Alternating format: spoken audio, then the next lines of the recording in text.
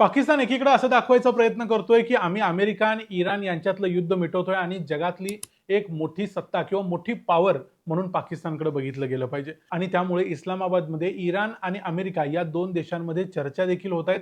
पुढच्या चर्चा देखील याच देशामध्ये होण्याची शक्यता आहे. त्याच्याबद्दल मी पुढे बोलीनच. पण पाकिस्तान एकीकडे हे सगळं दाखवत असताना, ही शेखी मिरवायचा प्रयत्न करत असताना, दुसऱ्या बाजूला इकडे चर्चा चालू होती. त्याच वेळेला BLAनं पाकिस्तानच्या सैन्यावरती म्हणजे पाकिस्तानच्या नेव्हीवरती पहिल्यांदा एक समुद्री हल्ला केलाय आणि या समुद्री हल्ल्यात पाकिस्तानच्या नेव्हीच्या 3 लोकांना मारले. अशी गोष्ट आतापर्यंत इतिहासात पहिल्यांदाच घडलेली आहे. पाकिस्तानवर आतापर्यंत जे हल्ले व्हायचे ते जमिनी मार्गाने व्हायचे. यावेळी हल्ला समुद्री मार्गाने झालाय. म्हणजे पाकिस्तान आतून इतका अशक्त आहे, पण तरी देखील पाकिस्तान हे दाखवण्याचा प्रयत्न करतोय की आम्ही खूप सशक्त आहोत आणि ते आता सौदीला मदत देखील करायला जाणार आहेत. नेमका डिफेन्स पॅक्टचा काय विषय आहे तेही आपण पुढे बोलूयाच. पण या व्हिडिओमध्ये समजून घेऊया की पाकिस्तानमध्ये जो सध्या BLAनं धुमाकूळ मांडलाय त्याची काय परिस्थिती आहे, पाकिस्तान जी चर्चा घडवून आणतोय त्याची काय परिस्थिती आहे आणि सौदी डिफेन्स पॅक्ट बद्दल देखील थोडक्यात बघून घेऊया या व्हिडिओमध्ये. मी आहे रणजित यादव आणि तुम्ही पाहताय द मराठी बाणा. बलोच लिबरेशन आर्मीची हक्काल नावाची एक मीडिया विंग आहे. या हक्कालने ही माहिती दिलेली आहे की 12 एप्रिलला पाकिस्तानमध्ये बलोचिस्तान जिथं आहे त्या बलोचिस्तान आणि इराण यांच्या बॉर्डरच्या जवळ, आता इथं बॉर्डर बलोचिस्तान आणि इराणमध्ये समुद्री देखील आहे आणि जमिनी बॉर्डर देखील आहे. त्यामुळे समुद्राची बॉर्डर जिथं आहे तिथं ग्वादार नावाचं जे बंदर आहे जे चायनानं डेव्हलप केलेलं आहे, या बंदराच्याही डावीकडच्या बाजूला जिवानी नावाचं एक ठिकाण आहे. या जिवानीच्या जवळ मिल तियाब नावाचं एक ठिकाण आहे. या ठिकाणी ऍक्च्युली हा हल्ला झाला, ही घटना घडलेली आहे. या ठिकाणी झालंय असं की पाकिस्तान कोस्ट गार्डचे काही लोक या ठिकाणी पेट्रोलिंग करत होते, म्हणजे या ज्या सागरी सीमा आहेत याचं रक्षण करत होते किंवा त्याच्यावरती मॉनिटर करत होते.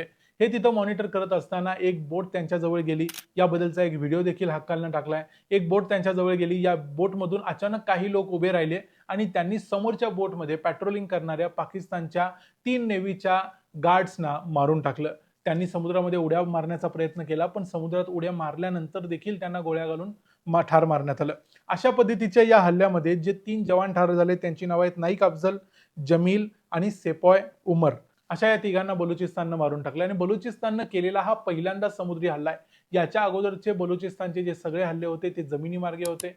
या बॉर्डर्सवरती किंवा पाकिस्तानचे जे सैनिक बलुचिस्तानमध्ये आतापर्यंत तैनात केलेले असायचे, या प्रत्येकाला त्यांचे ID बघून बघून आतापर्यंत बलुचिस्तानच्या फायटर्सनी मारलेलं होतं. त्याच्यानंतर त्यांनी जाफर एक्सप्रेस नावाची एक ट्रेन देखील हायजॅक केलेली होती, त्यामध्ये अनेकांना मारलेलं. काही बसेस त्यांनी हायजॅक केलेल्या होत्या, त्यांना देखील मारलेलं होतं. अशा अनेक घटना आतापर्यंत घडल्या असल्या तरी पाकिस्तानमध्ये समुद्री हल्ला करणं, समुद्रावरचा कंट्रोल घ्यायचा प्रयत्न करणं ही गोष्ट मात्र पहिल्यांदा घडते आहे. आणि ज्यावेळी 11 तारखेला ही मीटिंग पाकिस्तानमध्ये होत होती त्याच दिवशी या सगळ्या गोष्टींना सुरुवात झालेली होती. खरं तर 11 तारखेची मीटिंग फेल झाली आणि दुसऱ्या दिवशी सकाळी पाकिस्तानमधून JD व्हॅन्स निघून गेले. जेव्हा ते निघून गेले त्याच वेळेला ही घटना घडलेली आहे. पण तरी देखील पाकिस्तानी मीडियानं त्या घटनेला दाबायचा प्रयत्न केला, पण तरी देखील थोड्या उशिरानं का होईना ही बातमी बाहेर आली.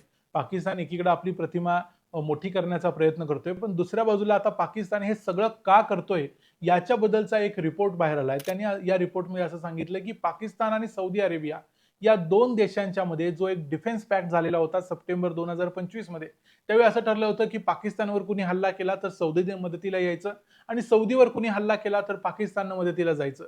त्या नियमाप्रमाणे आता पाकिस्ताननं जवळजवळ 1.5 महिना काढला की आम्ही मदतीला येऊ येऊ येऊ म्हणून सांगण्यात. आता प्रत्यक्षात पाकिस्तानवर अशी बंधन आलेलं आहे की पाकिस्तानला सौदीच्या मदतीला गेलंच पाहिजे आणि त्याप्रमाणे पाकिस्तान एअरफोर्सची काही विमानं सौदीच्या अब्दुल अझीज एअरपोर्टवर गेलेली सुद्धा आहेत असं समजते.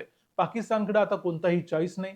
जर हे युद्ध कंटिन्यू झालं तर कदाचित पाकिस्तानला इराणवर हल्ला करायला लागेल आणि इराणवर जर पाकिस्ताननं हल्ला केला तर इराण पाकिस्तानवर देखील हल्ले करू शकतो. इराण आणि पाकिस्तान एकमेकाला बॉर्डर लागून आहेत. त्यामुळं पाकिस्तानची त्यानंतर काय वाईट अवस्था होईल, जो देश अमेरिकेला आतापर्यंत ऐकत नाही तो देश पाकिस्तानला कशा पद्धतीने भाजून काढू शकतो हे आपल्यालाही माहिती आहे. आणि पाकिस्तान हे टाळण्यासाठीच एवढ्या डेस्परेटली हे युद्ध मिटवायचा प्रयत्न करतोय, हे ऍक्च्युअली त्यांचं खरं आतलं कारण आहे. आणि या बलोच फायटर्सचा पाकिस्तानला इतका त्रास होतो याचं एक महत्वाचं कारण हे देखील आहे की इराण बरोबर पाकिस्तानची जी बॉर्डर आहे ही संपूर्ण बॉर्डर ही बलोचिस्तान मध्येच आहे. त्यामुळं पाकिस्तानला जर आपले ट्रूप्स तिथं आणायचे असतील, आपलं सैन्य तिथं आणायचं असेल, तर या बलोच प्रोव्हिन्सेसमधून जावं लागेल. आणि एकीकडे पाकिस्तानची सेना इराण बरोबर लढाई करत असेल, त्याच वेळेला जो अख्खा बलुचिस्तान आहे तो पाकिस्तानच्या विरुद्ध उभा राहिलेला असेल. कदाचित असं आपल्याला बघायला मिळेल की पाकिस्तानी सैन्य इराणच्या सैन्याबरोबर लढतंय आणि मागच्या बाजूने येऊन बलोच फायटर्स येऊन पाकिस्तानला गोळ्या घालतायत. असं कदाचित चित्र आपल्याला येणाऱ्या काळात बघायला मिळू शकतं, जर हे युद्ध थांबलं नाही तर. त्यामुळं पाकिस्तानच्या दृष्टीने हे युद्ध अत्यंत अडचणीचं होणार आहे, जर असं काही करायला लागलं तर.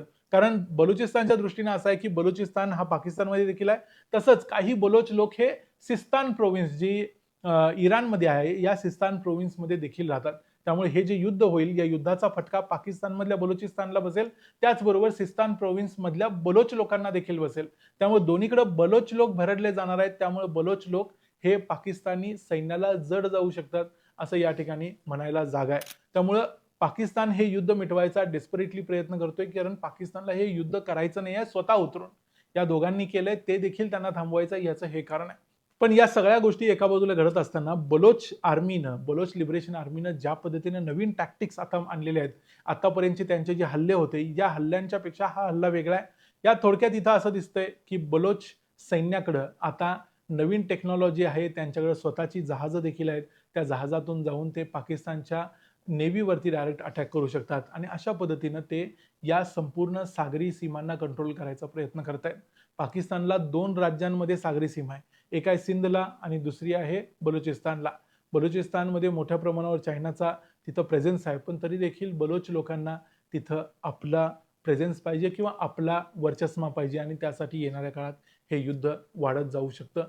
बघूया बलुचिस्तान पाकिस्तानला कुठपर्यंत फरफटत नेतो किंवा कुठपर्यंत त्यांना त्रास देऊ शकतो. नेमकं काय काय घडू शकतं याच्याबद्दल देखील आपण विचार केला. पण आता ट्रम्प यांनी एक हिंट दिलेली आहे की कदाचित पुढची मीटिंग देखील पाकिस्तानमध्ये होईल 2 दिवसामध्ये. त्यांनी एका न्यूयॉर्क टाइम्सच्या रिपोर्टरला सांगितलं होतं की तुम्ही आताच इकडे येऊ नका, कदाचित पुढची मीटिंग देखील पाकिस्तानमध्ये होणार आहे. त्यामुळे पुढच्या मीटिंग पर्यंत नक्की बलोच आणखी काय करू शकतील आणि काय काय पाकिस्तानमध्ये घडतं याच्यावरती आपली नजर राहील. या व्हिडिओमध्ये इथंच थांबूया. हा व्हिडिओ तुम्हाला कसा वाटला ते आम्हाला कमेंट्समध्ये सांगा. व्हिडिओ आवडला असेल तर व्हिडिओला लाईक करा, चॅनल सबस्क्राईब करा आणि आम्ही एक नवीन व्हॉट्सअप चॅनल लॉन्च केला आहे. त्या व्हॉट्सअप चॅनलला जरूर जॉईन करा. त्याच्यावरती देखील आम्ही काही महत्त्वाचे अपडेट्स टाकत राहू. या व्हिडिओमध्ये इथंच थांबूया. पुन्हा भेटू पुढच्या व्हिडिओमध्ये. तोपर्यंत पाहत राहा द मराठी बाणा. जय हिंद, जय महाराष्ट्र.